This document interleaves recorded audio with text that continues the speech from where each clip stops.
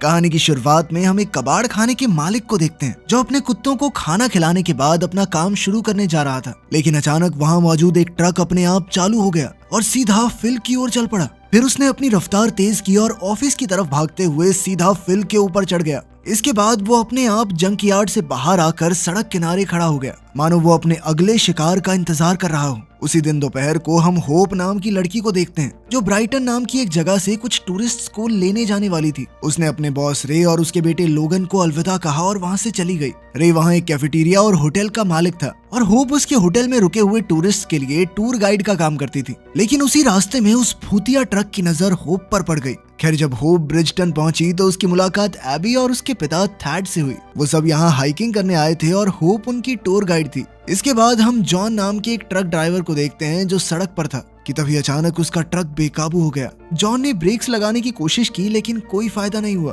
और उसका ट्रक सड़क पर अंधाधुंध चले जा रहा था। कुछ मिनटों बाद जैसे तैसे वो ट्रक रोकने में कामयाब रहा तो उसने बाहर निकलकर देखा कि आखिर ये सब हुआ कैसे। तभी उसे ट्रंक में कुछ शोर सुनाई दिया तो उसने देखा कि कहीं कोई अंदर छुपा तो नहीं हुआ, मगर जैसे ही वो ट्रंक में घुसा तो अचानक दरवाजा अपने आप लॉक हो गया और वो अंदर ही बंद हो गया। उधर होप अपने क्लाइंट्स के साथ लूनर शहर वापस लौट रही थी तो उसने उन्हें बताया कि हजारों साल पहले यहाँ एक मीटियोराइट गिरा था जिसके बाद यहाँ पर इस शहर को बसाया गया। फिर कुछ मिनटों बाद होप को सड़क पर जॉन का ट्रक खड़ा हुआ दिखाई दिया और वो सोचने लगी कि ये सड़क के बीचों बीच क्यों रुका हुआ है, पर फिर भी वो बिना रुके अपनी मंजिल की ओर आगे बढ़ गई। फिर कुछ देर बाद उसके सामने वही भूतिया ट्रक आया जो आज सुबह सड़क किनारे खड़ा था। होप ने अपनी गाड़ी रोककर बाहर निकलकर देखा कि कहीं ड्राइवर को मदद की जरूरत तो नहीं, लेकिन ट्रक तो बिल्कुल खाली था। वो सड़क के बीचों बीच खड़ा था, इसलिए थैड ने उसे धक्का लगाकर साइड में धकेलना शुरू किया। तभी जैक उनकी तस्वीरें खींचने लगा तो उनका ध्यान भटक गया और इसी दौरान पीछे से जॉन का ट्रक वहां आ गया और सीधा उस भूतिया ट्रक से जा टकराया। इस भयानक दुर्घटना में होप और बाकी टूरिस्ट ऐन वक्त पर किनारे पर कूदकर बाल बाल बचे। अब जॉन का ट्रक जंक यार्ड की तरफ जा रहा था तो होप ने पुलिस को फोन करने का सोचा और उसी समय ट्रक ने वापस मुड़कर उसकी वैन को भी टक्कर मार दी। जिसके बाद होप ने रे को फोन करके इस एक्सीडेंट के बारे में बताया तो रे तुरंत उसकी मदद के लिए निकल पड़ा। वहीं दूसरी ओर जैक और थैड वहां खड़े होकर ये सोच रहे थे कि जब ट्रक में कोई था ही नहीं तो आखिर वो चल कैसे रहा है। आखिरकार उन्होंने हिसाब लगाया कि शायद ड्राइवर का सर नीचे होगा, इसीलिए उन्हें कोई दिखाई नहीं दिया। उसी समय रे भी उनके पास पहुंचने वाला था पर रास्ते में उसका सामना भूतिया ट्रक से हो गया। वो ट्रक सीधा उसकी गाड़ी से टकराने ही वाला था कि ऐन वक्त पर उसने गाड़ी घुमाकर अपनी जान बचाई। फिर वो आगे बढ़ ही रहा था कि कुछ ही मिनटों बाद एक और बिना ड्राइवर का ट्रक सड़क पर आ गया और सीधा एक पावर प्लांट से जा टकराया। इस टक्कर से वहां जबरदस्त धमाका हो गया जिससे कैफे के अंदर बिजली चली गई। जॉर्ज ने लोगन को जनरेटर चालू करने को कहा। उधर रे को हवा में बहुत ज्यादा धुआं दिखाई दिया तो उसने लोगन को फोन करके पूछा कि भाई सब ठीक है ना,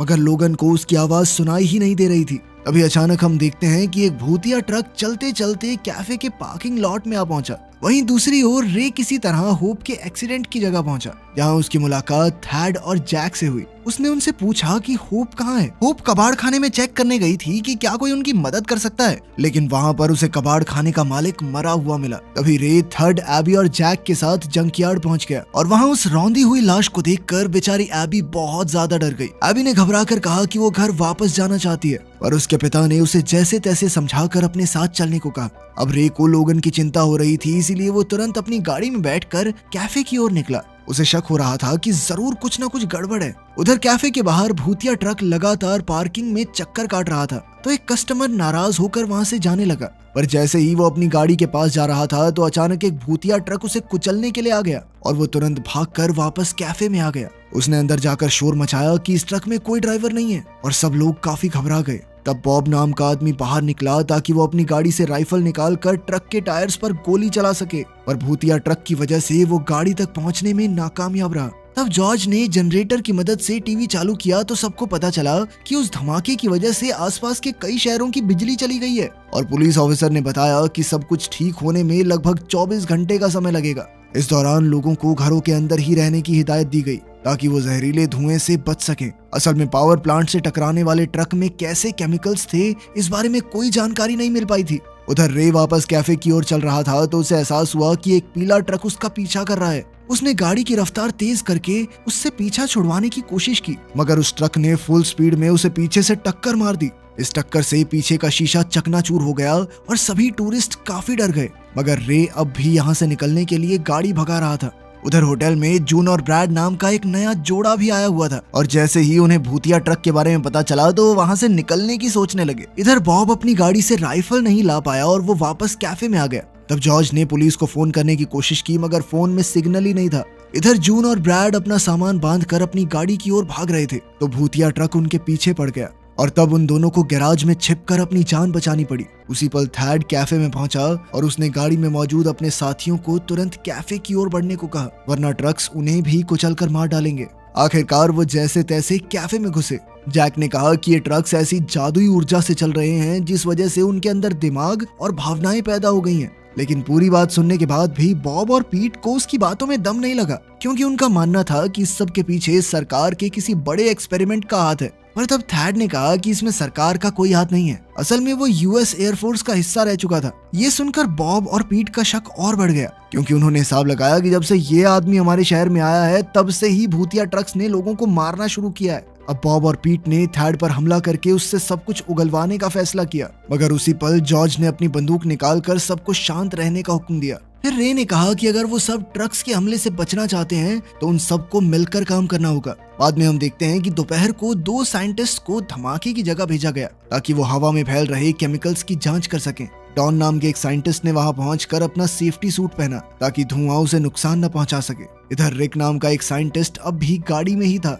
और उसने बेस पर फोन करके और लोगों को भेजने को कहा लेकिन फोन पर सिग्नल न होने की वजह से उसे कोई जवाब नहीं मिला। इसी दौरान उसका सेफ्टी सूट अचानक अपने आप फूलने लगा। अब जैसे ही रिक सूट पहनने के लिए मुड़ा तो उसके खाली सूट ने उस पर कुल्हाड़ी से जानलेवा हमला कर दिया और उसकी मौके पर ही मौत हो गई। जल्द ही उस सूट ने डॉन को भी मौत के घाट उतार दिया और फिर उनका भी अपने आप चालू होकर लूनर शहर की ओर बढ़ने लगा। उधर गैराज में ब्रैड ट्रक चालू करने की कोशिश कर रहा था। इस दौरान रे कैफे से बाहर निकला तो अचानक एक ट्रक उसे कुचलने के लिए आ गया। उसी पल उसके दिमाग में एक आइडिया आया और वो दौड़कर वापस कैफे में आ गया। उसने अपना प्लान थैड को बताया। उसके मुताबिक बच्चे ब्रैड और जून के साथ गैराज में फंसे हुए थे और कैफे तक आने के लिए उन्हें भागकर पार्किंग लॉट में मौजूद एक बड़ी सीवेज पाइप में छुपना होगा। इस दौरान रे और थैड ट्रक्स का ध्यान भटकाएंगे ताकि लोगन और एबी भागकर कैफे तक पहुंच सकें। उधर हम देखते हैं कि ब्रैड गैराज में जिस ट्रक को ठीक करने की कोशिश कर रहा था वो अचानक चालू हो गया और ब्रैड को कुचलने की कोशिश में लग गया। ब्रैड की दर्दनाक चीखें सुनकर जून उसकी मदद के लिए दौड़ी मगर वो दरवाजा नहीं खोल पा रही थी। जैसे तैसे दरवाजा तोड़कर उन्होंने देखा कि ब्रैड की लाश की बुरी हालत हो चुकी थी। ये देखकर मानो जून पागल सी हो गई और गुस्से में ट्रक को कुल्हाड़ी से पीटने लगी। उसी पल रे भागकर वहां पहुंचा और इससे पहले कि ट्रक उससे टकराता वो जून को लेकर कैफे के अंदर आ गया। इसी दौरान लोगन ब्रैड की लाश को घसीटकर वापस गैराज में ले आया। उधर कैफे में जून को अपने पति की मौत का गहरा सदमा लगा था और वो फूट फूट कर रो रही थी, जिस पर होप ने उसे शांत करने की कोशिश की। उसी पल पार्किंग लॉट में सभी ट्रक्स आपस में बातचीत करके प्लान बना रहे थे कि आखिर उन्हें इंसानों का खात्मा कैसे करना है। इधर एबी को कैसे भी करके इस गैराज से निकलना था, इसीलिए वो प्लान के मुताबिक दौड़कर पार्किंग लॉट में मौजूद सीवेज पाइप में छुप गई। उसे देखकर लोगन भी उसके पीछे पाइप में आ गया पर उसी पल एक ट्रक ने उन्हें जान से मारने के लिए ढेर सारा मलबा पाइप पर गिरा दिया। जब रे ने देखा तो वो अपने बेटे की हिफाजत के लिए काफी घबरा गया और उसने ट्रक्स का ध्यान भटकाने की कोशिश की। अब चारों ओर से भूतिया ट्रक्स उसकी ओर बढ़ रहे थे तो उसने अपनी बंदूक निकाली और धड़ाधड़ गोलियां चलाने लगा मगर उसकी गोलियों से कोई भी असर नहीं हुआ। लेकिन उसके बिल्कुल करीब पहुंचकर ट्रक्स अचानक बंद पड़ गए। इसी मौके का फायदा उठाकर वो अपने बेटे को बचाने लगा। इधर कैफे में जब सबने देखा कि ट्रक्स रुक गए हैं तो बॉब और पीट ने बाहर निकलने का फैसला किया मगर जॉर्ज ने उन्हें रोक दिया क्योंकि उसे लग रहा था कि खतरा अभी टला नहीं है। लेकिन उसी पल उन दोनों ने बूढ़े जॉर्ज पर हमला कर दिया। तब थैड उनसे मुकाबला करने आया मगर पीट ने उसे भी धूल चटा दी। तभी पीछे से जैक ने पीट के सर पर बोतल दे मारी और पीट वहीं बेहोश हो गया। वहीं बाहर रे ने एबी और लोगन को सीवेज पाइप से बाहर निकाला और उन्हें सुरक्षित कैफे में ले आया। उसी पल बॉब कैफे से बाहर आ गया और तभी अचानक सभी ट्रक्स एक बार फिर से जिंदा होकर उसके खून के प्यासे हो गए। अब उसने जैसे तैसे एक कमरे में छुपकर अपनी जान बचाई। इधर अपने पति की मौत के गम में जून पिछले दरवाजे से बाहर निकल आई और तभी एक ट्रक ने उसे कुचलकर वहीं मार डाला। इस शिकार को निपटाने के बाद सभी ट्रक्स एक बार फिर से इकट्ठा होकर अगले प्लान के बारे में सोचने लगे। इधर रे को समझ नहीं आ रहा था कि ट्रक्स का अगला कदम क्या होगा, इसीलिए उसने जॉर्ज को नक्शा लाने को कहा ताकि वो यहाँ से बाहर निकलने का रास्ता ढूंढकर इस मुसीबत से बच सकें।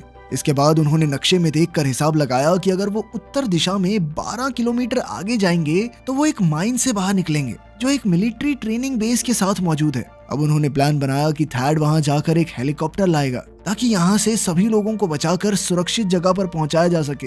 वहीं दूसरी ओर बॉब ने जुगाड़ से कुछ बॉम्ब्स बनाए ताकि वो ट्रक्स पर हमला कर सके। अब उसने बम धमाका करके एक ट्रक को आग लगा दी, मगर वो ये नहीं जानता था कि ये हमला उसी पर भारी पड़ेगा, क्योंकि वो चलता हुआ ट्रक चलकर उसी से जा टकराया और वहां जबरदस्त धमाका हुआ जिसमें बॉब और पीट की जान चली गई। इधर जब एबी ने अपनी आंखों के सामने ये सब देखा तो उसने यहाँ से जिंदा बचने की उम्मीद ही छोड़ दी। अब उसे अपने पिता के साथ इस ट्रिप पर आने का बहुत पछतावा हो रहा था। एबी को परेशान देखकर लोगन उसके पास जाकर बैठ गया और उससे वादा किया कि वो यहाँ से सुरक्षित बाहर जरूर निकलेंगे। उसने कहा कि जब थैड मिलिट्री बेस पर पहुंच जाएगा तो वो हेलीकॉप्टर लेकर उनकी मदद करने जरूर आएगा। कुछ देर बाद रात हो गई और ट्रक्स एक बार फिर तोड़फोड़ करने लगे। उन्होंने पहले कैफे में पानी पहुंचाने वाला पंप तोड़ दिया और फिर जनरेटर में टक्कर मारी। तब लोगन अचानक दौड़कर गैराज में पहुंचा और अपनी बाइक ले आया, इससे पहले कि ट्रक्स उसे भी तबाह कर देते। इधर जॉर्ज ने जब ट्रक्स को एक साथ सब कुछ तबाह करते देखा तो वो समझ गया कि अगली बारी उसके कैफे की है। तभी अचानक उन सबको बाहर से एक फोन बजने की आवाज सुनाई दी और उन्हें लगा कि शायद ये किसी रेस्क्यू टीम का फोन होगा। तब एबी अपनी जान जोखिम में डालकर फोन उठाने के लिए फोन बूथ की ओर भागी। जब जैक को इसका एहसास हुआ तो वो तुरंत एबी के पीछे दौड़ा, जहां वो ट्रक के नीचे आने ही वाली थी कि ऐन वक्त पर जैक ने उसकी जान बचा ली, मगर इसी चक्कर में वो खुद ट्रक के नीचे दबकर मारा गया। जब एबी ने ये देखा तो वो पछतावे से भर गई, क्योंकि उसकी वजह से जैक अपनी जान से हाथ धो बैठा था। इसके बाद सभी ट्रक्स एक साथ कैफे पर हमला करने को तैयार हो गए, तो रे ने सबको तुरंत जमीन पर लेट जाने को कहा, मगर कैफे तक पहुंचने से पहले ही सभी ट्रक्स फ्यूल पंप के सामने जाकर खड़े हो गए। ये देखकर रे को समझ आया कि जब वो एबी और लोगन को बचाने गया तो ट्रक्स ने उसे कुचला क्यों नहीं। असल में ट्रक्स ने रे को इसलिए जिंदा रखा था ताकि वो उनमें फ्यूल भर सके। इसी दौरान थैड ने मौका देखकर लोगन की बाइक उठाई और सीधा मिलिट्री बेस की तरफ बढ़ गया। जाने से पहले थैड ने अपनी बेटी एबी को अलविदा कहा और वादा किया कि वो कल सुबह तक जरूर लौट आएगा, लेकिन एबी किसी भी हालत में यहाँ रुकने को तैयार नहीं थी, इसीलिए थैड को मजबूरन उसे अपने साथ ले जाना पड़ा। इधर होप को पता चला कि रे सभी ट्रक्स में डीजल भरने वाला है। सभी ट्रक्स में डीजल भरने के बाद होप और रे लोगन को ढूंढने गए, जो इस वक्त झाड़ियों में छिपा हुआ था। उसने एक टॉर्च की मदद से रे और होप को अपने पास बुलाया। तब लोगन ने उन्हें बताया कि जॉर्ज उनके साथ यहाँ नहीं आया, क्योंकि वो कैफे को छोड़ने को राजी ही नहीं था। मगर सच तो ये था कि बेचारा जॉर्ज जानबूझकर कैफे में रुका था ताकि वो ट्रक्स का ध्यान भटका सके और उसके साथ ही अपनी जान बचाकर वहां से भाग सके। अब उसने ट्रक्स पर गोलियां चलानी शुरू कर दी। जब ट्रक्स के लीडर ने यह देखा तो वो गुस्से से भर गया और अपना ट्रंक पीछे छोड़कर सिर्फ इंजन के साथ तेजी से जॉर्ज को कुचलने के लिए आया। उसी पल रे ने यह देखा तो वो जॉर्ज की जान बचाने के लिए दौड़ा, मगर वो समय पर नहीं पहुंच सका और जॉर्ज की मौके पर ही मौत हो गई। अपने सबसे खास दोस्त जॉर्ज की मौत देखकर मानो रे के सर पर खून सवार हो गया और उसने बदला लेने के लिए उस ट्रक पर गोली चला दी, जिससे वहां जबरदस्त धमाका हुआ और वो ट्रक भी वहीं खाक हो गया। जब बाकी ट्रक्स ने अपने सरदार का खात्मा देखा तो उनमें भी बदले की आग जल उठी और उन्होंने मिलकर सभी बचे हुए इंसानों को जान से मारने का फैसला किया। उधर रे लोगन और होप के साथ पहाड़ी के ऊपर चढ़ गया था और अब उन्होंने आज रात यहीं गुजारने का फैसला किया, क्योंकि वो जानते थे कि ट्रक्स यहाँ तक नहीं पहुँच पाएंगे। वहीं दूसरी ओर हम देखते हैं कि एक इलेक्ट्रिशियन उस पावर स्टेशन की मरम्मत कर रहा था, जिससे पूरे शहर की बिजली सप्लाई होती थी। अचानक उसे एहसास हुआ कि उसके ट्रक में कुछ गड़बड़ है। उस वक्त वो सेफ्टी इक्विपमेंट में चढ़कर काफी ऊपर मरम्मत कर रहा था कि अचानक उसका ट्रक अपने आप हिलने लगा और वो सीधा बिजली के खंबे से जा टकराया। तभी वहां शॉर्ट सर्किट हो गया, जिस वजह से वो आदमी जोरदार झटका लगने की वजह से वहीं तड़प तड़प कर मर गया। उधर रे और होप थैड का इंतजार कर रहे थे, जो मिलिट्री से मदद लेकर उन्हें बचाने का वादा करके गया था। वो सोचने लगे अगर पूरी धरती की गाड़ियां ऐसे जिंदा होकर इंसानों पर हमला बोल दें तो इंसानों का नामो निशान मिट जाएगा। होप ये सब सोचकर परेशान हो रही थी, पर तभी रे ने उसे गले लगाकर कहा कि सब कुछ ठीक हो जाएगा। फिर कुछ घंटों बाद सुबह हुई और उन्हें दूर से एक हेलीकॉप्टर आता दिखाई दिया, तो वो चिल्लाकर उसे आवाज देने लगे। उन्होंने देखा कि थैड ने उनकी मदद करने का वादा निभाया था, तो वो बेहद खुश हो गए। इधर हेलीकॉप्टर की आवाज सुनकर एक ट्रक वहां आ पहुंचा और उसने उन तीनों को कुचलने की कोशिश की, मगर वो तीनों ऐन वक्त पर हेलीकॉप्टर में चढ़कर भाग निकले। हेलीकॉप्टर के अंदर लोगन ने एबी से दोबारा मिलकर उसे गले लगा लिया, पर तभी उसे एहसास हुआ कि एबी मानो किसी सदमे में चली गई हो। रे ने थैड का शुक्रिया अदा किया क्योंकि उसने उन सब की जान बचा ली थी, मगर उसी पल उन सब ने देखा कि हेलीकॉप्टर में कोई पायलट ही नहीं था और वो खुद ब खुद उड़ रहा था। और ये देखते ही तो उन सब की सांसें रुक गई। क्या इन लोगों में से कोई बच पाएगा? आप इस बारे में क्या सोचते हैं? कमेंट्स में जरूर बताना। मिलते हैं अगली वीडियो में।